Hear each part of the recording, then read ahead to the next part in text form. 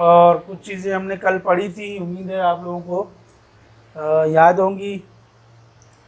और कुछ चीज़ें जो है हम आज पढ़ेंगे इसमें।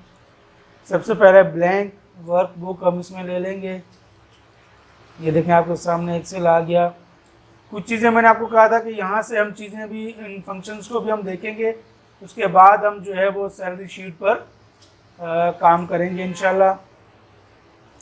सबसे पहली चीज़ देखिए, ये जो आपके पास अलाइनमेंट आ रहे हैं ये सेल के अंदर के अलाइनमेंट है कि आपका डेटा सेल की किस पोजीशन पर होना चाहिए। जैसे कि कल हमने जो है वो एक मर्ज सेल करके, यहाँ से देखिए जब हम इसको मर्ज कर देंगे तो वो मर्ज करने का मकसद ये होता है, जैसे मैं इसके ऊपर माउस ले गया, आपको नीचे दिखा रहा है मर्ज एंड सेंटर, तो जहाँ पे एक्सेल लिखा हुआ है वहाँ देखें कि वो दो सेल्स को उसने मर्ज कर दिया है, ठीक है, यानी कि एक साथ मिला दिया है। तो जब मैं इसको मर्ज कर दूंगा, जितने सेल मैंने सिलेक्ट किए होंगे वो एक साथ मर्ज हो जाएंगे।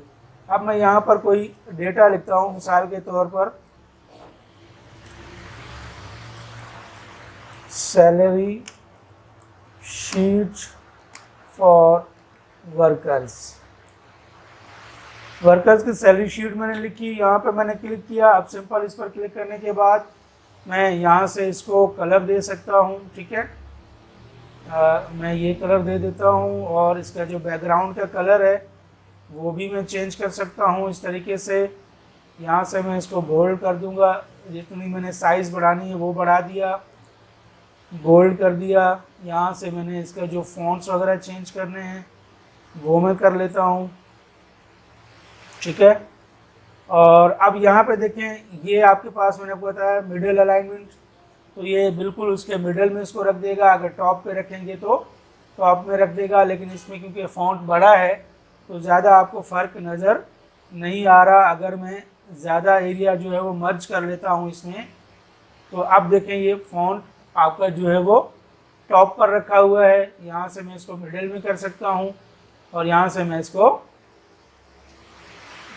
बॉटम में ले जा सकता हूँ।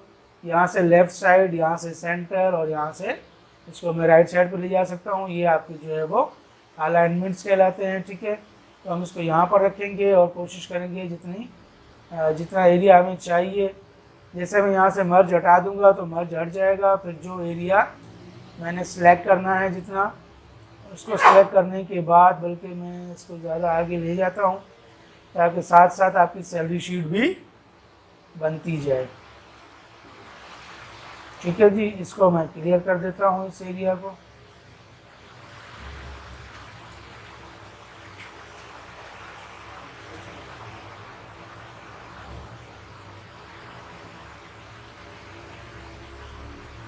नो फिल कर दूंगा, ठीक है।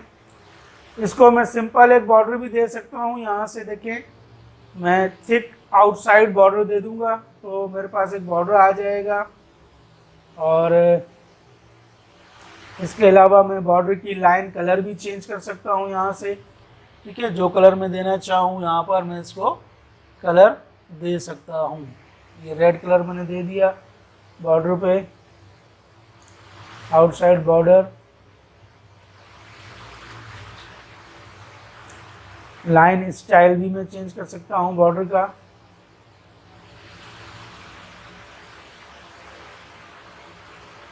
चलें फिलहाल हम बॉर्डर को ही देखते हैं। उसके बाद यहाँ पे देखिए मैंने रखा सबसे पहले जी आपका आ गया, ये क्यों आ रहा है,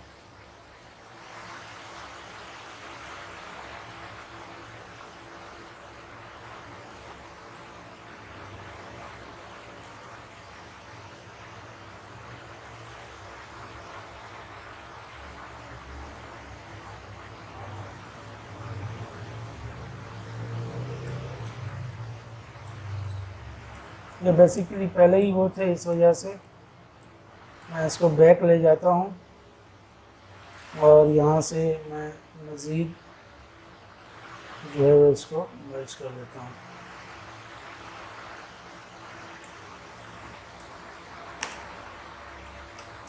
सीरियल नंबर, ठीक है। यहाँ पे आ जाएगा जी नेम, बड़ा कर दूं या छोटा लग रहा है तो? फिर भी अगर नज़र ना आ रहा हो तो सीरियल नंबर, नेम और एम्प्लॉय नंबर,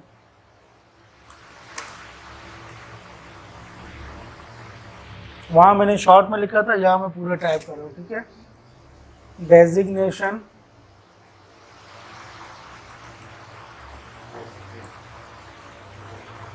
बेसिक पेमेंट या बेसिक सैलरी भी लिख सकते हैं आप, क्योंकि सैलरी बना रहे हैं तो हम सैलरी लिखेंगे। बेसिक सैलरी या बेसिक पेमेंट कोई इशू नहीं है।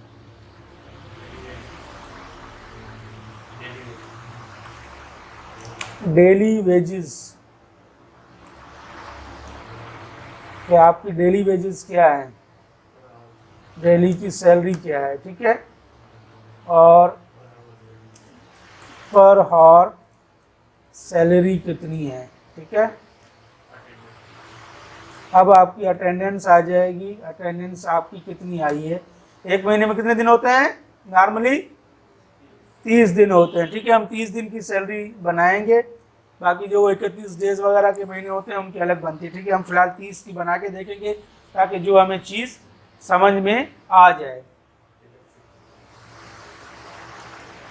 अच्छा, अटेंडेंस डेज के बाद एक चीज़ जो है वो हम और यहाँ पे कर लेंगे, वो शायद मैंने आपको नहीं लिखा, यहाँ पे हम कर देंगे हॉर्स, कि जो हाजिरियाँ आपकी लगी हैं उनके कितने घंटे बनते हैं, ठीक है। आ रहा है समझ में? उनके कितने घंटे बनते हैं। एक चीज़ और मैं आपको यहाँ पर चीज़ें सिखा देता हूँ, जैसे ये कुछ चीज़ें जो है वो डबल में आ रही हैं, तो हमारा ये कॉलम जो है वो लंबा हो रहा है। अगर मैं इस कॉलम को मज़ीद छोटा करना चाहूँ, जैसे बेसिक सैलरी है, और मैं इसको यहाँ पर जो है वो यहाँ से सिलेक्ट करके जितने भी मेरे जो है वो सेल्स होंगे मैं वहाँ तक सिलेक्ट करके, यहाँ पे देखें एक चीज़ आपके सामने आ रही है, रेप टेक्स्ट, क्या कहते हैं इसको? रेप टेक्स्ट कहते हैं इसको। इस पर मैं क्लिक कर दूंगा तो ये जो डबल लाइन आ जाएगी, इसमें क्या होगा? डबल लाइन आ जाएगी। इससे ये होगा कि आप जो है वो ज़्यादा लंबे आपके जो है वो लेंथी नहीं होंगे ये सेल्स। अगर सेल बड़े होते जाएंगे तो शीट और बढ़ती जाएगी। आवर्स आ गए, ठीक है। अब यहाँ पे आ जाए जी डिडक्टेड आवर्स, क्या? डिडक्टेड आवर्स, ठीक है। अब यहाँ पे आ गए जी total,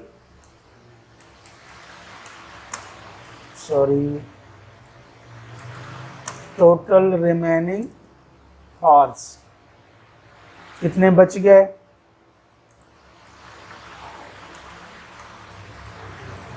total salary according to क्या? आवर्स, ठीक है। उसके बाद है क्या?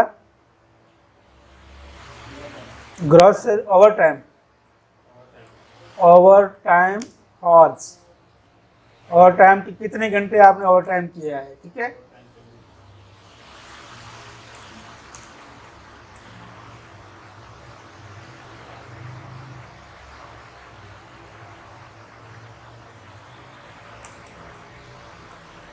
Over time payment,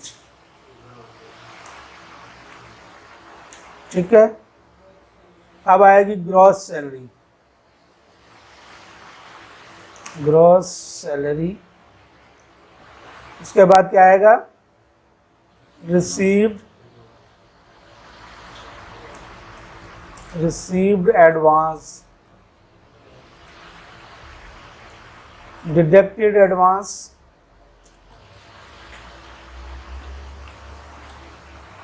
and net payment, या नेट सैलरी भी लिख सकते हैं, कोई इशू नहीं है, ठीक है।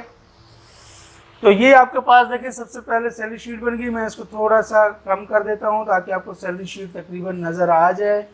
इसको भी मैं और जो है वो बढ़ा देता हूँ यहाँ तक, ताकि ये हमारी पूरी जो है वो सैलरी शीट को कवर कर ले। अब यहाँ पे देखें सीरियल नंबर आ गया, नेम आ गया, मैं नेम कोई डाल देता हूँ, मिसाल के तौर पर अली। एम्प्लॉय नंबर 223356 कुछ भी डाल सकते हैं, मिसाल के तौर पर डेजिग्नेशन आप रख लें जी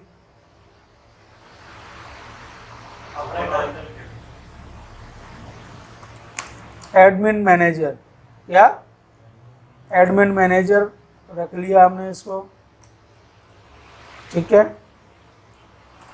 अब एक मैनेजर की सैलरी आप अंदाज़ा लगा लें कि कितनी होगी, उस हिसाब से हम इसकी निकालेंगे सैलरी। कितनी सैलरी होगी सर? 43,000। चलें जी 45,000 इसकी बेसिक सैलरी हम रख देते हैं। हम कम पे भी आएंगे, फिलहाल सिर्फ हम समझ लें कि ये क्या चीज़ हो रही है, ठीक है। अब 45 अगर उसकी महीने की सैलरी है 30 दिन की, तो एक दिन की क्या बनेगी? हमने फार्मूले से यहाँ लाना है, ठीक है। मैं क्या करूँगा, डेली वेजेस पर खड़े होके इक्वल प्रेस करूँगा। क्या करूँगा? इक्वल प्रेस करूँगा। अगर कहते हैं तो मैं इसको बड़ा कर दूँ, नज़र आ रहा है? ठीक है जी, यहाँ पे जाऊँगा, इक्वल प्रेस करूँगा और मैं आ जाऊँगा बेसिक सैलरी में। किस में आ जाऊँगा? बेसिक सैलरी को क्या करूँगा? डिवाइडेड बाय 30 डेज, क्योंकि हम डेली वेज निकाल रहे हैं। तो पर डे क्या सैलरी आ गई? 1500 रुपये, ठीक है। अब एक घंटे में कितनी सैलरी ले रहा है वो? अगर 1500 दिन के उड़ा रहा है तो एक घंटे की सैलरी कितनी बन रही है? क्या करेंगे हम इसको? Equal daily wages. अब हम डिवाइड किसको करेंगे? डेली वेजेस को डिवाइड करेंगे घंटों में। कितने घंटों में? 8 घंटों में, क्योंकि नॉर्मल जो है वो 8 घंटे, एक घंटे का वो कितना ले रहा है? 187 रुपये 50 पैसे, 5 पैसे नहीं, 50 पैसे जी, ठीक है।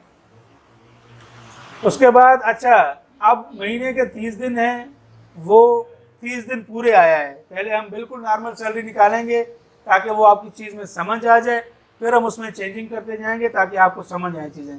30 दिन वो आया है, 30 दिन के कितने घंटे बनते हैं?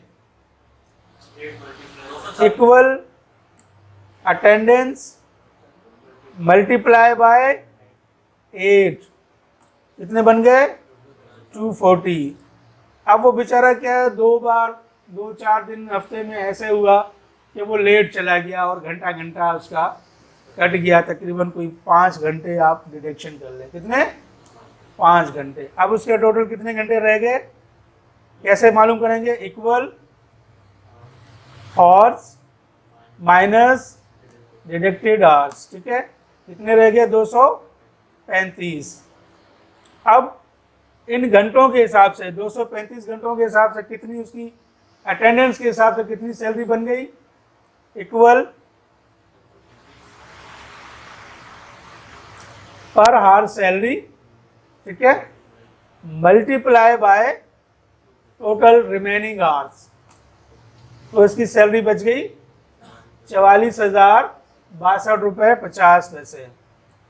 अब उसने कोई जाते हुए 2-3 घंटे वो ओवर टाइम भी करता रहा है, कोई 15 से 18 घंटे उसने ओवर टाइम कर लिया, ठीक है। 18 घंटे का ओवर टाइम कितना बनता है? Equal over time horse multiply by पर हॉर सैलरी। कितने बन गए? 3375 रुपये उसके जो है ओवर टाइम के बन गए, ठीक है। अब ग्रॉस सैलरी क्या होती है? इक्वल टोटल आवर्स की सैलरी मल्टीप्लाई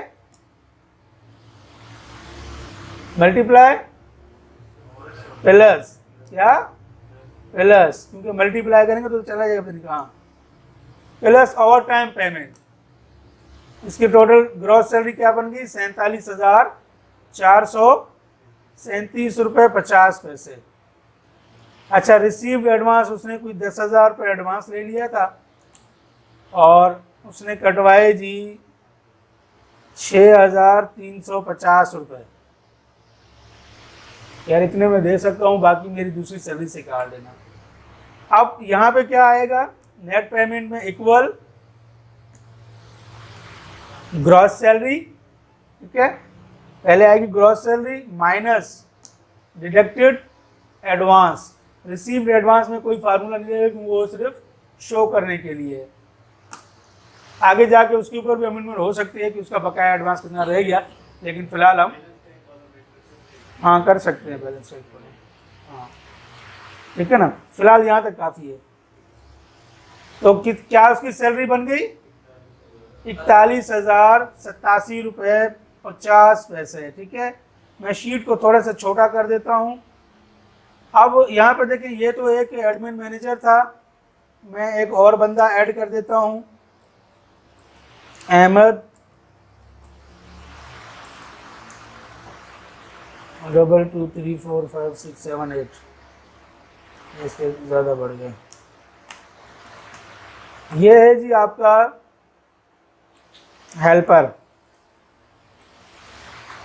ठीक है। अब एक हेल्पर की सैलरी क्या होती है, चलें 22,000 कर देते हैं आधी। अब मैं यहां पर क्या करूंगा, मैं इसको डायरेक्ट कॉपी करके यहाँ पेस्ट कर दूंगा, मेरे पास सैलरी निकल आएगी, ठीक है। इसको भी मैं कॉपी करके यहाँ पर पेस्ट कर दूंगा, ये तो ऑलरेडी वही है। इसको भी मैं कॉपी करके यहाँ पर, सॉरी, यहाँ पर पेस्ट कर दूंगा। यहाँ डेज नहीं लिखे हुए, ठीक है, प्लीज़ इसके 10 घंटे हम माइनस कर लेते हैं।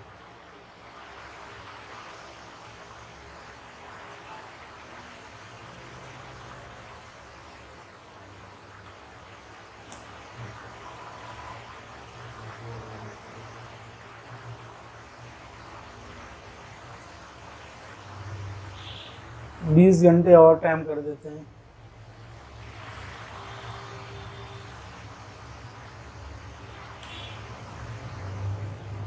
इसने एडवांस लिया था 5,000 रुपये और कटवा भी दिया 5,000 रुपये।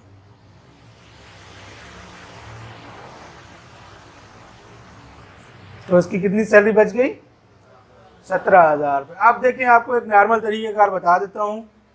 अगर कोई बंदा कोई छुट्टी नहीं करता 45,000 सैलरी के साथ और उसके कोई घंटे माइनस नहीं होते हैं, मैं इसको ज़ीरो कर दूंगा, तो घंटे पूरे हो गए, टोटल आवर्स की सैलरी पूरी आ गई, उसने कोई ओवर टाइम नहीं लगाया, ठीक है। तो यहाँ पे भी सैलरी, ग्रॉस सैलरी पूरी आ गई, उसने कोई एडवांस नहीं लिया और उसने कुछ रिएक्शन नहीं कराई, तो क्या हुआ, उसकी सैलरी कितनी आ गई, पूरी की पूरी सैलरी आ गई। लेकिन अगर वो यहाँ से 30 दिन के बजाय वो 28 दिन आता है, ठीक है, ये चलें 26 दिन कर देते हैं, 26 दिन आता है, तो आपके हावर्स ऑटोमेटिकली चेंज हो जाएंगे कि कितने घंटे वो आया है। और अगर उसकी डिडक्शन कोई है 4-5 घंटे की, तो यहाँ पर भी आपके पास डिडक्शन ऑटोमेटिकली हो जाएगी और टोटल आवर्स की जो सैलरी है वो भी मैनेज हो जाएगी। अगर उसने ओवर टाइम लगाया है 30 घंटे, तो 30 घंटे की पेमेंट के हिसाब से आ जाएगा, ग्रॉस सैलरी भी बन जाएगी। और अगर उसने कोई एडवांस नहीं लिया तो ये उसकी कटिंग के साथ सैलरी बनेगी। और अगर कोई एडवांस भी ले लेता है जी, 3,000 रुपये उसने एडवांस ले लिया और 3,000 ही कटवा दिया, तो ये इसकी सैलरी बनेगी। आ रही है चीज़ समझ में या नींद आ रही है? ये करने का ये फ़ायदा है, देखिए एक बार जब आपने फार्मूला लगा दिया, फिर आप सिर्फ अगर यहाँ से चलें, ठीक है, आप कहते हैं यार ये 45,000 की सैलरी थी, बाकी उसकी चीज़ें सेम है और मैं सिर्फ सैलरी चेंज कर लूँ, मैं 45 के बजाय मैं 30 कर देता हूँ, तो मेरे पास क्या सैलरी निकलती है। देखिए आपकी सारी चीज़ें, डेली वेजेस भी चेंज हो गया और आर सैलरी चेंज हो गई, ठीक है। घंटे के हिसाब से जो भी निकलना था वो सारी चीज़ें चेंज होके ये आपका नेट पेमेंट बचेगा, ठीक है। मतलब आपकी सारी चीज़ें एट अ टाइम क्लियर होती जा रही हैं। अब जैसे एक हेल्पर की सैलरी 22,000 है, अचानक इसकी प्रमोशन हो जाती है, वो ऑपरेटर बन जाता है, और उसकी सैलरी हो जाती है जी 35,000 और बाकी सारी चीज़ें आपकी ऑटोमेटिक चेंज होती जाएंगी यहाँ से देखिए।